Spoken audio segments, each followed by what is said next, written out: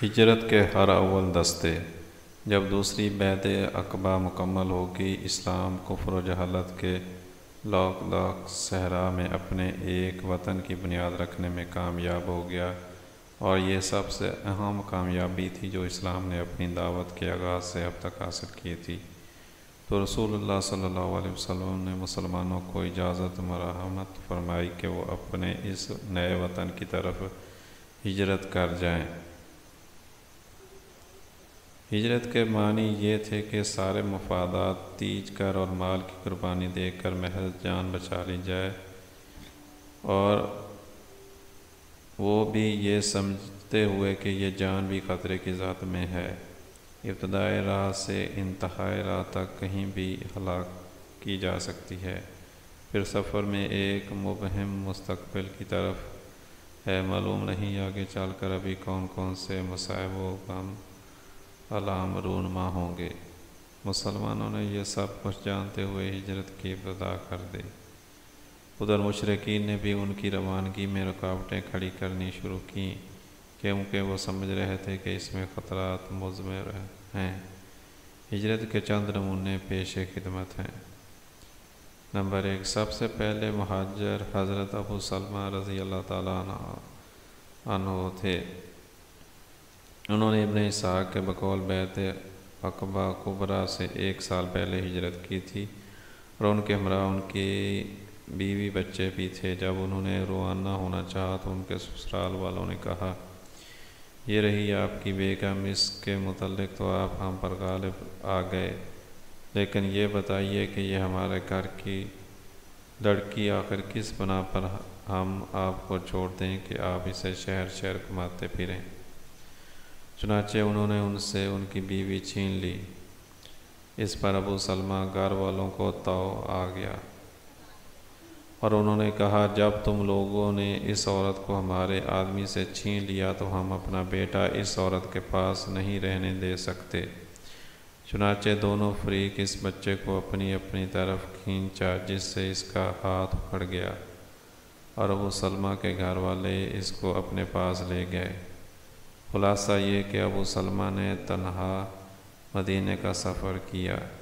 اس کے بعد حضرت ام سلمہ کا حال یہ تھا کہ وہ اپنے شوہر کی روانگی اور اپنے بچے سے محرومی کے بعد روزانہ صبح صبح ابطح پہنچ جاتی، جہاں یہ ماجرا پیش آیا تھا، اور شام تک روتی رہتی۔ اسی حالت میں 1 سال گزر گیا۔ بالآخر ان کے گھرانے کے کسی آدمی کو ترس آ گیا، اور اس نے کہا کہ اس بیچاری کو جانے کیوں نہیں دیتے؟ اسے خواہ مخواہ اس کے شوہر اور بیٹے سے جدا کر رکھا ہے۔ اس پر ام سلمہ سے ان کے گھر والوں نے کہا کہ اگر تم چاہو تو اپنے شوہر کے پاس چلی جاؤ۔ حضرت ام سلمہ نے بیٹے کو اس کے دودیال والوں سے واپس لیا اور مدینہ چل پڑی۔ اللہ اکبر، کوئی 500 کلومیٹر کی مسافت کا سفر، اور ساتھ میں اللہ کی کوئی مخلوق نہیں۔ جب تنعیم پہنچی تو عثمان بن ابی طلحہ مل گیا۔ اسے حالات کی تفصیل معلوم ہوئی تو مشایعت کرتا ہوا مدینے پہنچانے لے گیا، اور جب قباء کی آبادی نظر آئی تو بولا، تمہارا شوہر اسی بستی میں ہے، اسی میں چلی جاؤ، اللہ برکت دے۔ اس کے بعد وہ مکہ واپس پلٹ آیا۔ نمبر 2، حضرت صہیب نے جب ہجرت کا ارادہ کیا تو ان سے کفار قریش نے کہا، تم ہمارے پاس آئے تھے تو حقیر و فقیر تھے، لیکن یہاں آ کر تمہارا مال بہت زیادہ ہو گیا اور تم بہت آگے پہنچ گئے۔ اب تم چاہتے ہو کہ اپنی جان اور اپنے مال دونوں لے کر چل دو، تو باخدا ایسا نہیں ہو سکتا۔ حضرت صہیب نے کہا، اچھا یہ بتاؤ، اگر میں اپنا مال چھوڑ دوں تو تم میری راہ چھوڑ دو گے؟ انہوں نے کہا، ہاں۔ حضرت صہیب نے کہا، اچھا تو پھر ٹھیک ہے، چلو میرا مال تمہارے حوالے۔ رسول اللہ صلی اللہ علیہ وسلم کو اس کا علم ہوا تو آپ نے فرمایا، صہیب نے نفع اٹھایا۔ نمبر 3، حضرت عمر بن خطاب رضی اللہ تعالیٰ عنہ، عیاش بن ابی ربیعہ اور حشام بن عاص بن وائل نے آپس میں طے کیا کہ فلاں جگہ صبح صبح اکٹھے ہو کر وہیں سے مدینہ کو ہجرت کی جائے گی۔ حضرت عمر اور عیاش تو وقت مقررہ پر آ گئے، لیکن حشام کو قید کر لیا گیا۔ پھر جب یہ دونوں حضرات مدینہ پہنچ کر قباء میں اتر چکے تو عیاش کے پاس ابو جہل اور اس کا بھائی حارث پہنچے۔ تینوں کی ماں ایک تھی، اور ان دونوں نے عیاش سے کہا، تمہاری ماں نے نظر مانی ہے کہ جب تک وہ تمہیں دیکھ نہ لے گی سر میں کنگھی نہ کرے گی اور دھوپ چھوڑ کر سائے میں نہ آئے گی۔ یہ سن کر عیاش کو اپنی ماں پر ترس آ گیا۔ حضرت عمر رضی اللہ تعالیٰ عنہ نے یہ کیفیت دیکھ کر عیاش سے کہا، عیاش دیکھو، خدا کی قسم یہ لوگ تم کو محض تمہارے دین سے فتنے میں ڈالنا چاہتے ہیں، لہٰذا ان سے ہوشیار رہو، اور خدا کی قسم اگر تمہاری ماں کو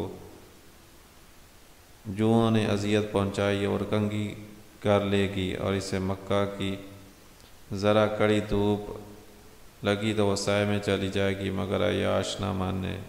انہوں نے اپنی ماں کی قسم پوری کرنے کے لیے ان دونوں کے ہمراہ نکلنے کا فیصلہ کر لیا۔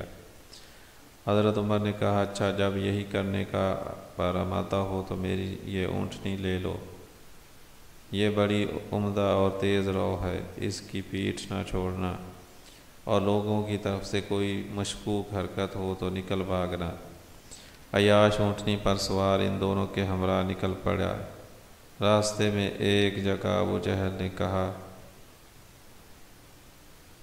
بھائی میرا یہ اونٹ تو بڑا سخت نکلا، کیوں نہ تم مجھے بھی اپنی اس اونٹنی پر پیچھے بٹھا لو۔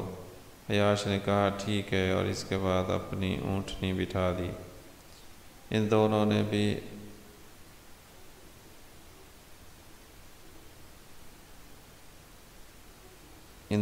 بھی اپنی اپنی سواریاں بٹھائیں تاکہ ابو جہل عیاش کی اونٹنی پر پلٹ آئے، لیکن جب تینوں زمین پر آ گئے تو یہ دونوں اچانک عیاش پر ٹوٹ پڑے اور انہیں رسی سے جکڑ کر باندھ دیا۔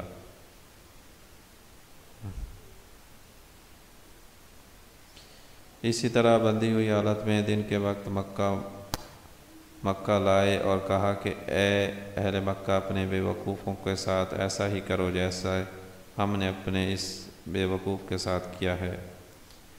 عازمین ہجرت کا علم ہونے کی صورت میں ان کے ساتھ مشرکین جو سلوک کرتے تھے اس کے یہ 3 نمونے ہیں، لیکن ان سب کے باوجود لوگ آگے پیچھے پے در پے نکلتے ہی رہے۔ چنانچہ بیعت عقبہ کبریٰ کے صرف 2 ماہ چند دن بعد مکہ میں رسول اللہ صلی اللہ علیہ وسلم، حضرت ابوبکر اور حضرت علی کے علاوہ کچھ ایسے مسلمان ضرور رہ گئے تھے جنہیں مشرکین نے زبردستی روک رکھا تھا۔ ان 2 حضرات حضرت ابوبکر اور حضرت علی کو بھی رسول اللہ صلی اللہ علیہ وسلم نے روک رکھا تھا۔ رسول اللہ صلی اللہ علیہ وسلم نے اپنا ساز و سامان تیار کر کے روانگی کے لیے حکم خداوندی کا انتظار کر رہے تھے۔ حضرت ابوبکر رضی اللہ تعالیٰ عنہ کا رخت سفر بھی بندھا ہوا تھا۔ صحیح بخاری میں حضرت عائشہ رضی اللہ تعالیٰ عنہ سے مروی ہے کہ رسول اللہ صلی اللہ علیہ وسلم نے مسلمانوں